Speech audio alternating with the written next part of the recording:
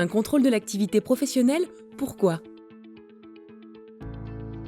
Le contrôle de l'activité professionnelle a pour objectif de s'assurer que la confiance accordée par les marchés, les utilisateurs des comptes et l'ensemble des parties prenantes aux interventions du commissaire aux comptes est justifiée. Au cœur d'un contrôle, les missions de certification, les aspects déontologiques des missions et prestations fournies, ainsi que les procédures de contrôle qualité mises en place au sein des cabinets. Réalisées au moins une fois tous les 6 ans ou tous les 3 ans pour les auditeurs des grandes entités d'intérêt public, la fréquence des contrôles peut être raccourcie sur la base d'une analyse des risques portée par les structures d'exercice professionnel. Les cabinets qui bénéficient d'un contrôle sont sélectionnés par le Haut Conseil selon une approche par les risques, cohérente avec les programmes de contrôle des autres régulateurs européens ou internationaux. C'est également le Haut Conseil qui définit les modalités de contrôle pour les cabinets contrôlés. Les finalités du contrôle de l'activité professionnelle sont nombreuses. Faire croître la qualité des audits conduits, s'assurer de la pertinence des opinions du commissaire aux comptes au regard des diligences menées, s'assurer également du respect de ses obligations professionnelles, détecter des insuffisances et prévenir les manquements qui pourraient conduire, le cas échéant, à des poursuites, dissuader aussi du défaut de professionnalisme, valoriser les bonnes pratiques, identifier les situations nécessitant une évolution normative et enfin, communiquer les résultats des contrôles de manière compréhensible. Qui réalise le contrôle professionnel ? Pour les commissaires aux comptes détenant des mandats d'entités d'intérêt public, le Haut Conseil réalise directement le contrôle.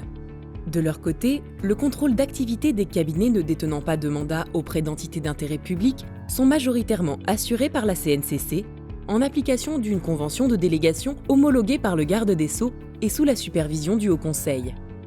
À ce titre, la CNCC, via la Commission nationale du contrôle d'activité créée en son sein, organise et planifie les contrôles délégués, recrute les contrôleurs praticiens et assure le suivi opérationnel des opérations, toujours en étroite collaboration avec le Haut Conseil. La CNCC revoit également l'ensemble des rapports de contrôle émis par les contrôleurs délégués et adresse au H3C ceux d'entre eux qui font ressortir des défaillances ou des irrégularités. Cette délégation fait l'objet d'un financement par le H3C sur la base d'un budget établi annuellement par la CNCC. Certains contrôles des cabinets ne détenant pas de mandat auprès d'entités d'intérêt public demeurent toutefois réalisés par le Haut Conseil. Préalablement à chaque contrôle, le H3C et le cas échéant la CNCC s'assurent de l'indépendance du contrôleur vis-à-vis du cabinet contrôlé. Comment se déroule un contrôle ? Préalablement au contrôle, le cabinet choisi adresse au contrôleur des éléments d'information permettant à ce dernier de préparer ses travaux. Lors du contrôle, le contrôleur analyse les documents mis à sa disposition, recueil de procédures, dossier d'audit, et échange avec le commissaire aux comptes pour asseoir ses conclusions. Ce temps d'échange doit permettre au commissaire aux comptes de valoriser ses travaux, mais également de comprendre l'analyse et la position du contrôleur. Enfin, à l'issue du contrôle, le contrôleur adresse un pré-rapport. Le commissaire aux comptes dispose d'un délai d'1 mois pour y répondre.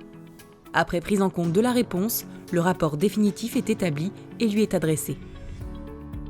En fonction des conclusions du rapport, des suites sont proposées par le directeur général et décidées par la formation statuant sur les cas individuels du collège.